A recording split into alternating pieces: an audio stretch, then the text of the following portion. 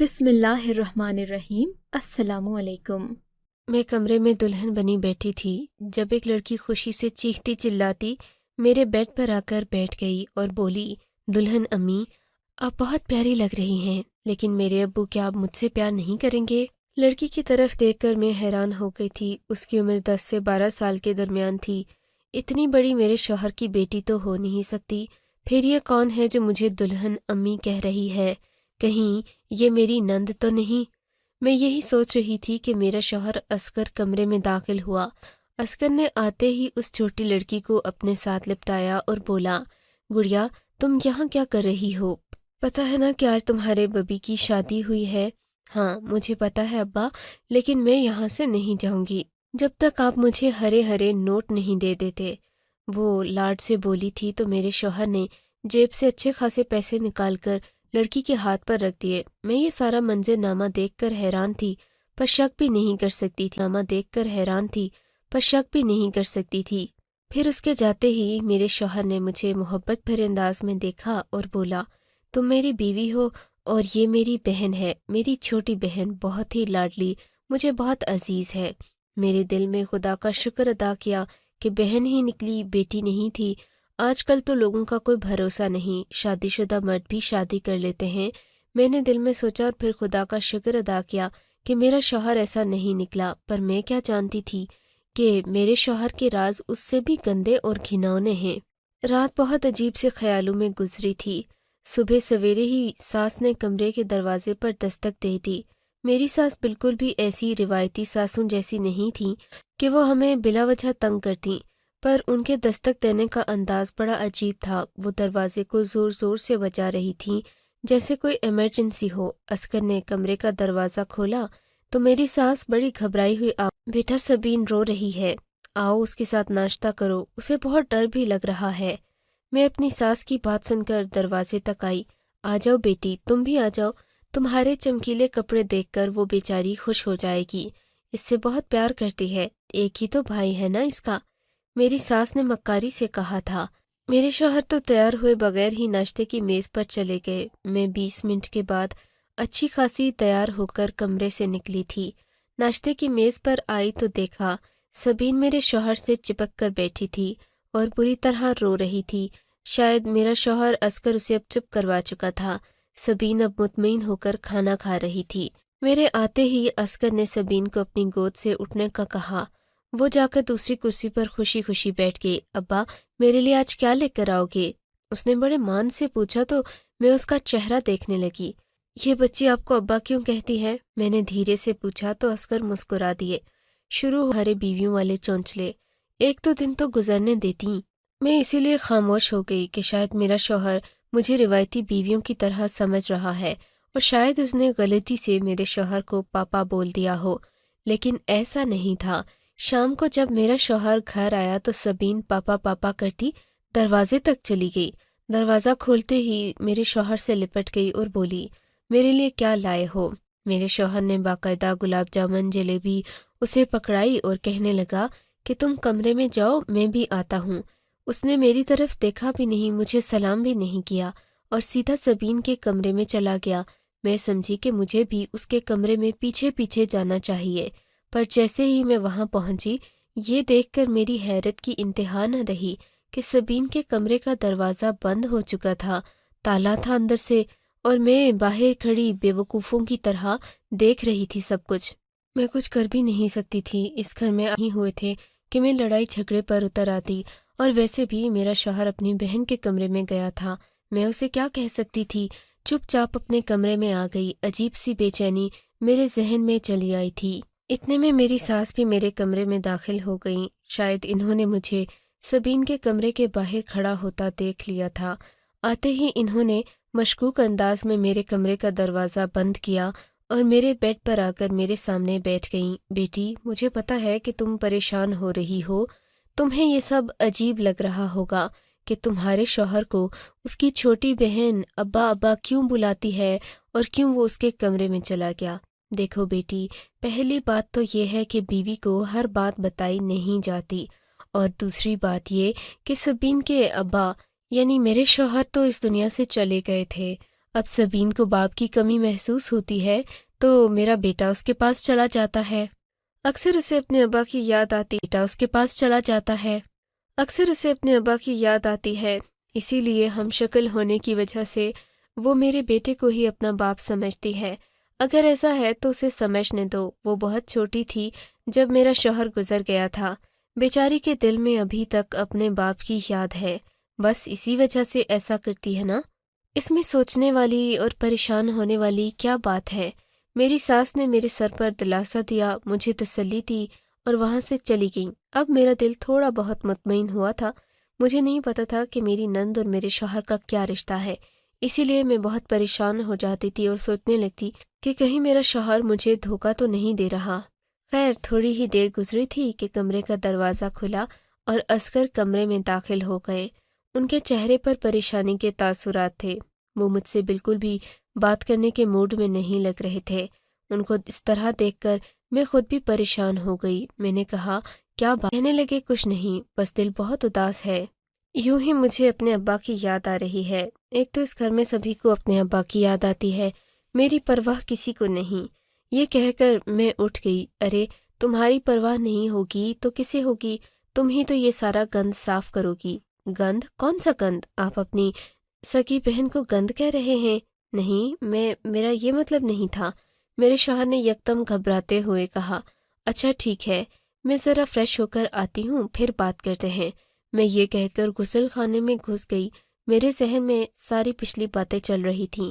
میں باہر آئی تو میرا شوہر گمسم بیٹھا تھا، میری طرف دیکھ کر کہنے لگا، مجھے پتا ہے تم کیا سوچ رہی ہو، لیکن فکر نہیں کرو، ہماری بیٹی پیدا ہوگی تو بالکل سبین جیسی ہوگی۔ دیکھا نہیں میں اور سبین شکل و صورت میں کتنا ملتے ہیں اور ایک دوسرے سے پیار بھی بہت کرتے ہیں۔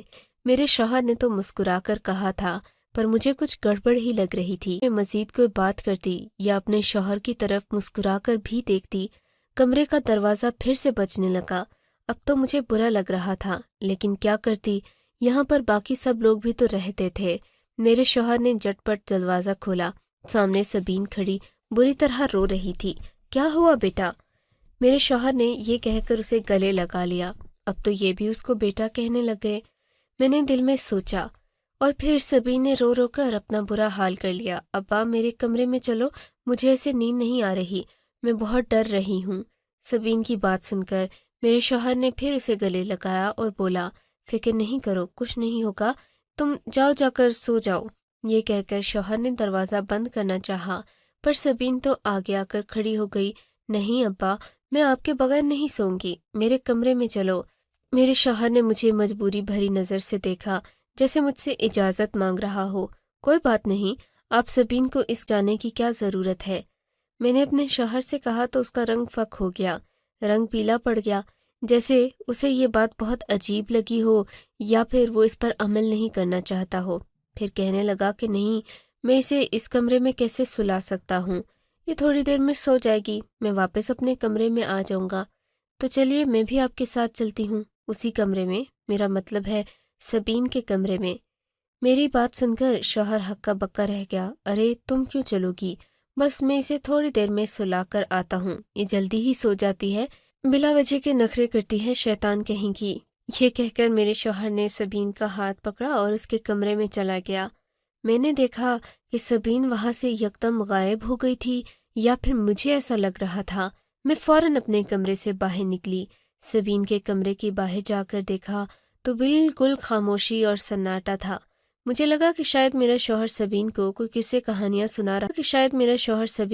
قصے کہانیاں سنا رہا ہوگا تاکہ اسے نیند آ جائے، بچی ہے، ڈر گئی ہوگی، لیکن ایسا تو کچھ بھی نہیں تھا۔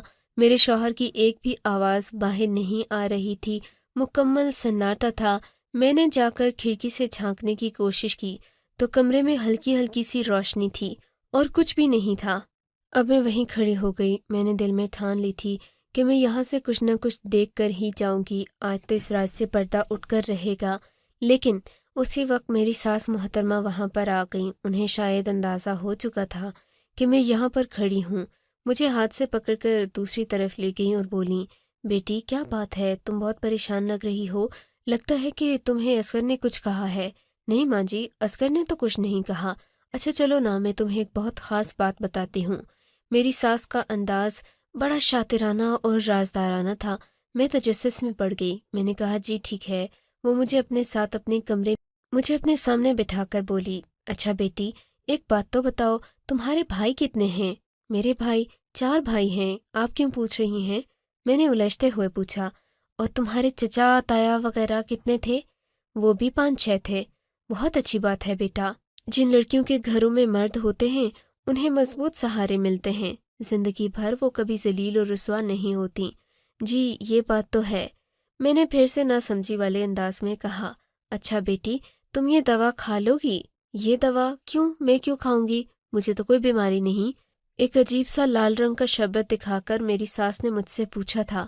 نہیں بیٹا، یہ تو ہر عورت کو کھانی چاہیے، اس سے شادی شدہ زندگی بہت خوشگوار ہو جاتی ہے اور عورت کو کبھی غصہ بھی نہیں آتا، اولاد بھی جلدی ہو جاتی ہے۔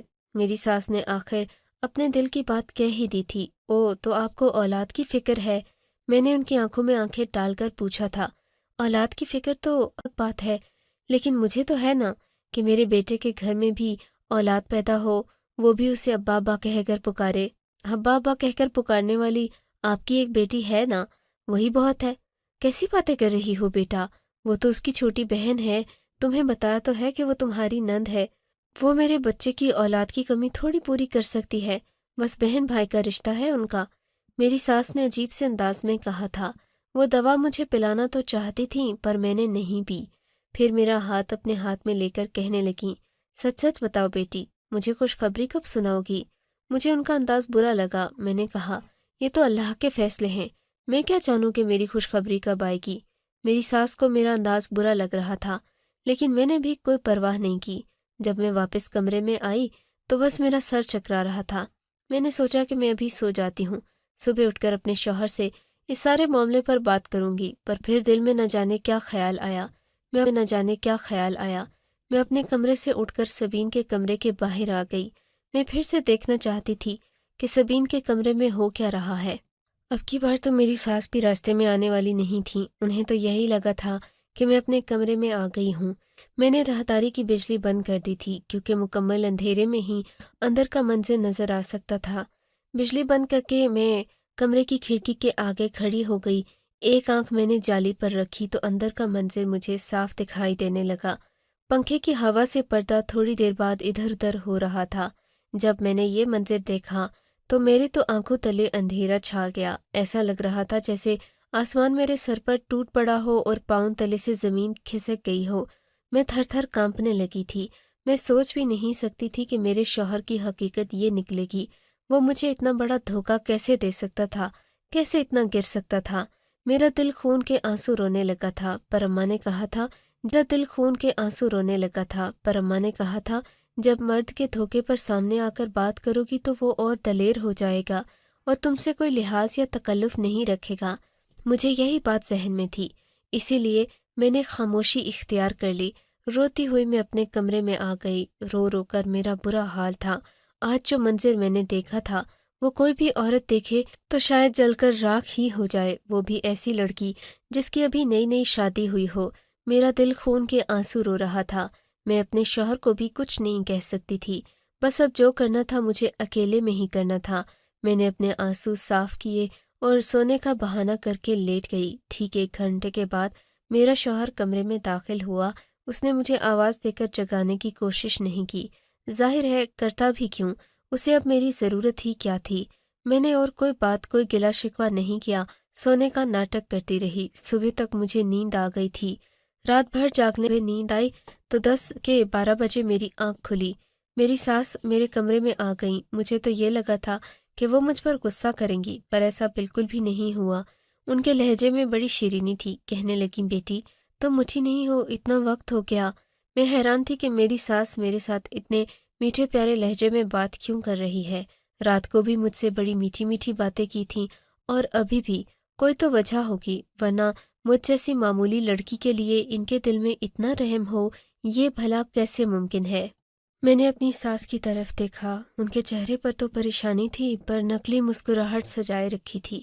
وہ مجھ سے ایسے باتیں کر رہی تھیں جیسے میں ان کی لاڈلی چہیتی بہو ہوں۔ میں اٹھ بیٹھی، دیکھا تو اصغر یہاں کہیں نظر نہیں آ رہے تھے۔ میں باہر آئی، میری ساس مجھے تسلیاں دے رہی تھیں۔ لگتا تھا جیسے کچھ بہت بڑا ہو گیا ہو، لیکن بڑا تو واقعی میں ہو گیا تھا۔ میرے دل سے گزر گئی تھیں بہت ساری باتیں، اور ان باتوں کی بھنک نہیں پڑنے دینا چاہتی تھی۔ صبح کے تقریباً 10 بجے تھے۔ میرا شوہر اب آ کر ہمارے سامنے میز پر بیٹھا تھا، ان کے ساتھ سبین بھی تھی۔ آج سبین کو دیکھ کر مجھے غصہ نہیں آ رہا تھا، نہ ہی مجھے عجیب لگ رہا تھا، بلکہ مجھے تو اس بیچاری پر رحم آ رہا تھا۔ سبین بیٹی، ناشتے میں کیا کہو گی؟ میں نے اس سے پیار سے پوچھا۔ وہ میری طرف آنکھیں ٹپ ٹپائے دیکھنے لگی۔ کچھ بھی نہیں، جو ابا کھائیں گے وہی کھاؤں گی، وہ شوخی سے بولی تھی۔ میں نے مسکرا کر اس کی طرف ٹوسٹ بڑھایا۔ شوہر کے جانے کے بعد میں اس کے ساتھ اچھی خاصی دوستی قائم کر چکی تھی۔ پھر میں نے اسے پیار سے پوچھا، سبین، کیا تم مجھے اپنے کمرے میں نہیں لے کر جاؤ گی؟ میری بات پر سبین نے نفی میں سر ہلا دیا۔ نہیں، میں ایسا نہیں کر سکتی دلہن امی، مجھے ابا نے سختی سے منع کیا ہے کہ میں آپ کو اپنے کمرے میں نہیں لے کر جاؤں۔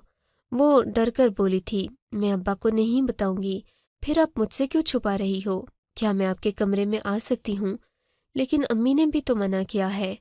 کوئی بات نہیں، آپ مجھے اپنے کمرے میں لے چلو، میں آپ کو کیک بنا کر دوں گی۔ میری بات سن کر وہ بچی بہل گئی۔ میں نے اپنی ساس کے سونے کے بعد سبین کے کمرے کا رخ کیا۔ اس نے مجھے اپنے کمرے کی چابی لا کر دی۔ میں نے کمرے کو کھولا، ہم اندر داخل ہوئے۔ سامنے کا منظر شاید اگر میں پہلے دیکھتی تو مجھے بہت زیادہ حیرانی میں مبتلا کرتا، پر آج میں حیران نہیں ہو رہی تھی، کیونکہ میرے سامنے جو عورت بیٹھی تھی اسے میں اس رات بھی دیکھ چکی تھی۔ بلا کی خوبصورت تھی، لمبے گھنے بال جو اس کے گھٹنوں تک آتے تھے۔ مجھے دیکھتے ہی اس کی آنکھوں میں نفرت آ گئی۔ کیا ہوا؟ تم مجھ سے اتنی نفرت مت کرو، اس سب میں میرا کوئی قصور نہیں، میں نے آگے بڑھ کر اس کے سامنے بیٹھتے ہوئے کہا۔ قصور تو میرا بھی نہیں تھا۔ وہ آنکھوں میں آنسو بھر بھر رونے لگی تھی۔ اب تو واقعی مجھے اس بیچاری پر دکھ ہو رہا تھا۔ تم مجھ پر بھروسہ کر سکتی ہو، میں نے اس کے کندھے پر ہاتھ رکھتے ہوئے کہا۔ سبین بھی اس عورت سے چپک کر بیٹھ گئی تھی۔ تب اس نے جو بات بتائی وہ سن کر میرے 14 طبق روشن ہو گئے۔ میرا نام نیلوفر ہے، میرا تعلق ایک بہت ہی امیر اور اچھے گھرانے سے تھا، لیکن کہتے ہیں نا کہ جب محبت انسان کی آنکھوں پر پٹی باندھتی ہے تو انسان کو کچھ نظر نہیں آتا، اپنی اچھائی بھلائی بھی نہیں اور برائی بھی نہیں، نہ ہی اپنے ہونے والے محبوب کی برائی۔ جب مجھے محبت ہوئی تو اماں ابا نے بھی منع کیا تھا کہ جس لڑکے کو تم پسند کرتی ہو یہ تمہارے قابل نہیں ہے، یہ تو ایک جاگیردارانہ دماغ رکھنے والا ایک معمولی لڑکا ہے جو تمہیں خوش نہیں رکھ پائے گا۔ پر میں کہتی تھی کہ نہیں، اصغر ہی میرا سب کچھ ہے۔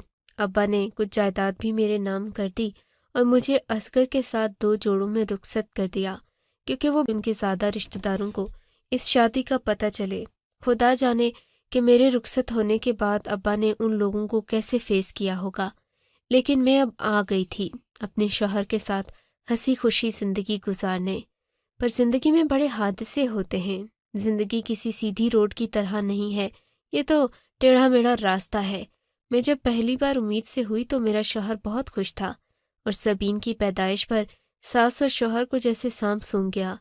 وہ ایسے خاموش ہو گئے جیسے ہمارے گھر میں پیدائش نہیں بلکہ کوئی فوتگی ہو گئی ہو۔ سبین کو میں نے خود ہی پالا پوسا ہے۔ کچھ عرصے بعد میرے شوہر کی طرف سے بیٹے کی ضد شروع ہو گئی۔ میں بیٹا پیدا کرنے والی فیکٹری تو تھی نہیں کہ وہ بیٹا کہتا اور میں اسے پیدا کر کے دے دیتی۔ مجھے ڈاکٹر نے یہ تک کہہ دیا کہ اب تم ماں نہیں بن سکتی، اور اگر بنی بھی تو تمہاری جان کو خطرہ ہوگا۔ میں نے انکار کر دیا کہ میں مزید بچے پیدا نہیں کروں گی، ایک بھی کافی ہے۔ پر میرے شوہر کو تو اپنی بیٹی سے اتنا مسئلہ نہیں تھا جتنا کہ میری ساس کو تھا۔ انہوں نے واویلا مچانا شروع کر دیا کہ میں بیٹے کی دوسری شادی کرواؤں گی اور اس کے ہاں بیٹا پیدا ہوگا۔ میں نے اس شادی میں بہت رکاوٹ ڈالی۔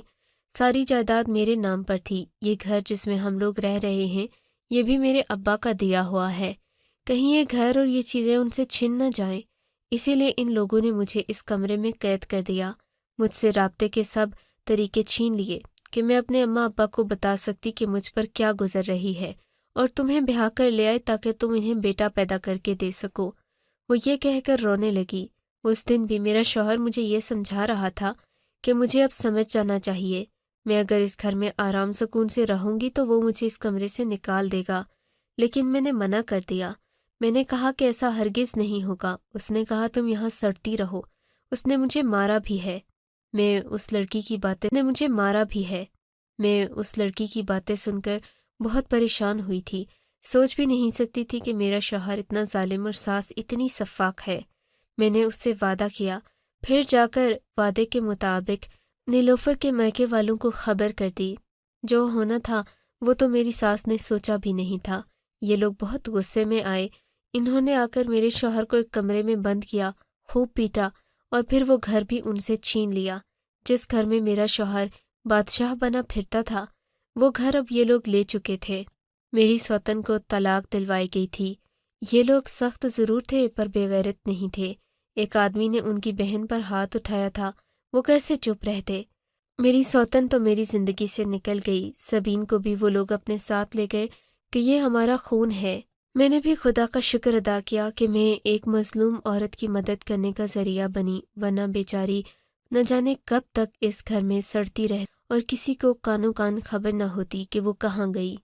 آپ کو اگر یہ کہانی اچھی لگی ہے تو اس ویڈیو کو لائک کیجیے، اور اس طرح کی مزید کہانیاں سننے کے لیے ہمارے چینل کو ضرور سبسکرائب کیجیے۔ کہانی سننے کا شکریہ۔ آپ سے ملاقات ہوگی اگلی ویڈیو میں۔ تب تک کے لیے اللہ حافظ۔